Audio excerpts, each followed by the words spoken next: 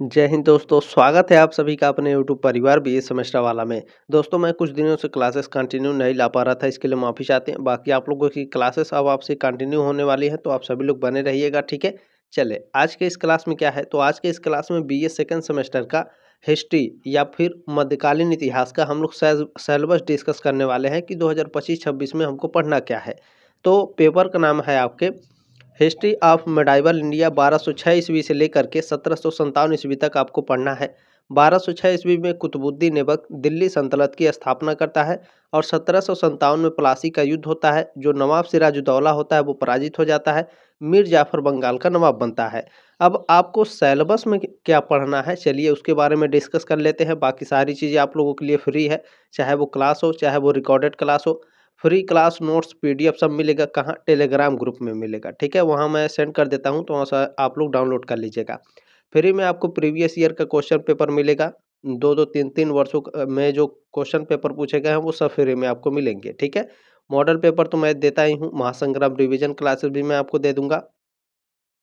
ये सिलेबस जैसे दीनदयाल उपाध्याय गोरखपुर विश्वविद्यालय है, सिद्धार्थ यूनिवर्सिटी के लिए, महात्मा गांधी काशी विद्यापीठ के लिए, Chhatrapati Shahu ji Maharaj university, Ram Manohar Lohia Awadh Vishwavidyalaya, Raja Mahendra Pratap Singh state university Aligarh में जो है, ठीक है।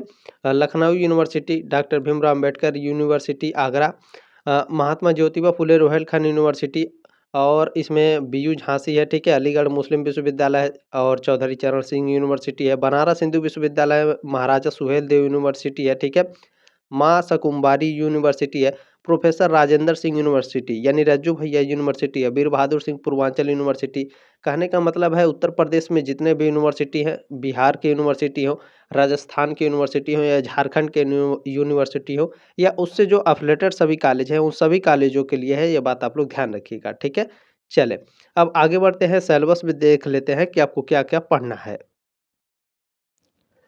चलिए दोस्तों, आगे बढ़ने से पहले मैं आपको फिर से बता देता हूं कि आप लोगों का न्यू बैच स्टार्ट हो गया है 2025-26 के लिए। फर्स्ट ईयर है, सेकंड सेमेस्टर मेडाइवल हिस्ट्री मध्यकालीन इतिहास आपको पढ़ना होता है। कितने बच्चे इसे केवल हिस्ट्री कहते हैं, इतिहास कहते हैं, ठीक है। तो ध्यान रखिएगा, दो हिस्ट्री आपके अलग अलग होते हैं, एंशियंट हिस्ट्री और आपका मॉडर्न हिस्ट्री, ठीक है। ये बात भी ध्यान रखेंगे। बाकी पेपर का नाम आप लोग देख ही सकते हैं। अच्छा, पिछले साल दीनदयाल उपाध्याय गोरखपुर विश्वविद्यालय में आपके 2 पेपर होते थे। जैसे आपको पढ़ने होते थे इतना ही आपको पढ़ना होता है, ठीक है। 1206 ईस्वी से लेकर के 1757 ईस्वी तक आपको पढ़ना है पूरा, लेकिन आपके 2 पेपर होते थे, ठीक है। एक पेपर होता था HIS 104 और एक पेपर होता था HIS 105, ठीक है। जिसमें HIS 104 में 1206 ईस्वी से लेकर के 1526 ईस्वी तक पढ़ना होता था, और ऐसा HIS 105 में आपको 1526 से लेकर के 1757 ईस्वी तक आपको पढ़ना है। यानी आपको पूरा पढ़ना है, लेकिन आपके 2 पेपर होते थे। लेकिन अब आपके एक ही पेपर होंगे, ये बात भी आप लोग ध्यान रखिएगा, क्योंकि फर्स्ट ईयर में भी आपके फर्स्ट सेमेस्टर में भी आपके एक ही पेपर हुए थे, जो भी दीनदयाल उपाध्याय गोरखपुर विश्वविद्यालय है और उससे जो अफिलेटेड कॉलेज हैं सभी आप लोग ध्यान से देख लीजिएगा, ठीक है। आपके एक ही पेपर होंगे। पेपर कोड होगा आपका HIS 102F। पेपर का नाम होगा हिस्ट्री ऑफ मेडाइवल इंडिया 1206 ईस्वी से लेकर के 1757 ईस्वी तक। आप सभी से रिक्वेस्ट है, प्लीज़ इसे व्हाट्सएप पर जरूर शेयर कर दीजिएगा अपने दोस्तों के साथ, ताकि वो भी अपना सिलेबस देख ले हमको पढ़ना क्या है, ठीक है ना। चले अब यहाँ पर देखिए, यूनिट 1 में आपको क्या पढ़ना है। प्रारंभ में जो तुर्क थे और खिलजी, इसके बारे में आपको पढ़ना है। गुरु जी ये क्या है, प्रारंभ में तुर्क और खिलजी, इसके बारे में बता दीजिए। देखिए, प्रारंभ में तुर्क और खिलजी दिल्ली सल्तनत के 2 राजवंश थे, ठीक है। खिलजी वंश के शासक तुर्क मूल के थे और जो अफगानिस्तान से ये आए थे, ठीक है ना। और जो खिलजी वंश है ये 1290 से लेकर के 1320 ईस्वी तक शासन किया था, ठीक है। चले इसके बारे में तो मैंने डिस्कस कर दिया। यूनिट 2 में आपको क्या पढ़ना है, टोटल 8 यूनिट है, ये बात भी आप लोग ध्यान रखिएगा, ठीक है ना। देखिए, यूनिट 2 में आपको पढ़ना है तुगलक और लोदी। तुगलक और लोदी क्या है, तो तुगलक वंश और लोदी वंश दिल्ली सल्तनत के 2 शासक वंश थे, ठीक है। तुगलक वंश तुर्क भारतीय मूल का था और यह 1320 से लेकर के 1413 तक शासन में रहा था। और जो लोदी वंश दोस्तों, ये अफगानिस्तान मूल का था और यह 1451 से लेकर के 1526 तक शासन में रहा। वही डीडीयू वाले पढ़ते थे बच्चे 1526 तक, ठीक है ना। 1206 ईस्वी से 2 पेपर होता था, लेकिन अब आपके एक ही पेपर होंगे, ये बात ध्यान रखेंगे।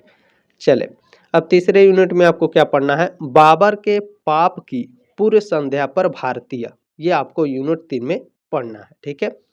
चले अब यूनिट 4 में आपको क्या पढ़ना है, भारत में सूफीवाद का विकास। ठीक है, भारत में सूफीवाद का विकास कैसे हुई, इसकी शुरुआत कैसे हुई, ठीक है ना, भक्ति आंदोलन की शुरुआत कैसे हुई, उत्तर भारत में पुनः सुदृढ़ीकरण। ठीक है, इसे पढ़ना है यूनिट 4 में। सूफीवाद की शुरुआत दोस्तों फारस में हुई थी और 11वीं शताब्दी तक यह एक विकसित आंदोलन बन गया था। 11वीं और 12वीं शताब्दी के दौरान सूफीवाद भारत आया था। ठीक है, ये बात ध्यान रखिएगा, और यहाँ पर फैला पूरे भारत में। ठीक है, सूफीवाद ने भारत में सामाजिक, आर्थिक और दार्शनिक विकास में बहुत ही महत्वपूर्ण भूमिका निभाई थी, ये बात ध्यान रखिएगा।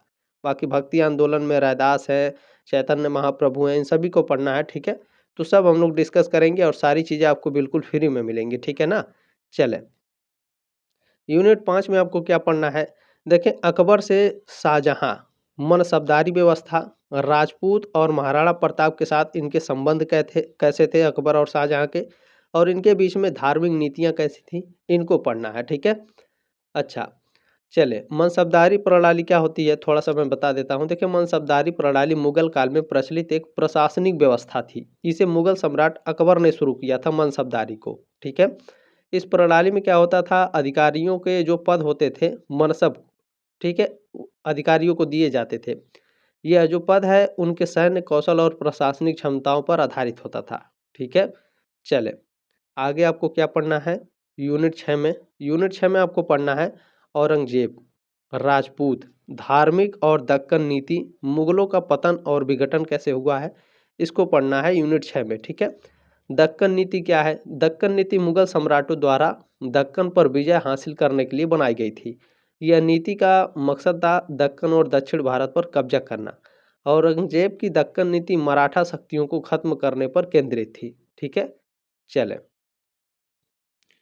यूनिट 7 में आपको क्या पढ़ना है दोस्तों, यूनिट 7 में पढ़ना है शिवाजी के अधीन मराठों का उदय, यानी शिवाजी के अंडर में उनके शासन में मराठों का उदय किस प्रकार हुआ, छापामार युद्ध करते थे ये लोग। ठीक है, बहुत ही विधिवत तरीके से पढ़ाया जाएगा, बहुत ही विधिवत तरीके से मैं पढ़ाने वाला हूँ, ध्यान से देखिएगा। ठीक है, अच्छा इनके प्रशासन और इनकी राजस्व प्रणाली, हिंदू पदशाही की अवधारणा और बाद में मुगल, ये आपको पढ़ना है यूनिट 7 में। ठीक है, अब ये लास्ट यूनिट है दोस्तों, और प्लीज़ चैनल को सब्सक्राइब कर लीजिएगा। इसी तरह से मैं आपको 3rd, 4th और 5th 6 सेमेस्टर में भी मैं आपके साथ जुड़ा रहूँगा और सारी चीज़ें आपको मैं फ्री में दूंगा। आप लोग देख ही रहे होंगे कि फर्स्ट सेमेस्टर में मैंने सारी चीज़ें आपको फ्री में दी थी, चाहे वो नोट्स हो, क्लास हो, PDF हो, चाहे 3-3 वर्षों के क्वेश्चन पेपर मैंने आपको दिए थे, सारी चीज़ें फ्री में दी थी। ठीक है, इस बार भी मैं आपको सारी चीज़ें फ्री में प्रोवाइड कराऊँगा, ये मेरी जिम्मेदारी है। ठीक है, चले तो अब बात करते हैं यूनिट 8 में आपको क्या पढ़ना है। देखें मुगल काल में वास्तुकला एवं चित्रकला का विकास, मुगल काल में वास्तुकला का विकास कैसे हुआ था और चित्रकला का विकास कैसे हुआ था। ठीक है, मुगल काल में वास्तुकला और चित्रकला में फारसी, भारतीय और मध्य एशियाई प्रभावों का मिश्रण दिखा गया था। ठीक है, मुगल कालीन वास्तुकला में समरूपता और ज्यामिति का इस्तेमाल किया गया था। वहीं जो मुगल काल है इसमें चित्रकला में नाजुक ब्रशवर्क, जीवंत रंग और जीवंत कहानियाँ मिलती हैं। ठीक है, बहुत ही विधिवत तरीके से पढ़ेंगे हम लोग, और इसे शेयर जरूर कर दीजिएगा, सब्सक्राइब जरूर कर लीजिएगा दोस्तों। ठीक है, चैनल को, और क्लास को कम से कम 1 लाइक जरूर करके जाएंगे। जल्दी मिलेंगे आपके नेक्स्ट क्लास में, तब तक के लिए जय हिंद, वंदे मातरम।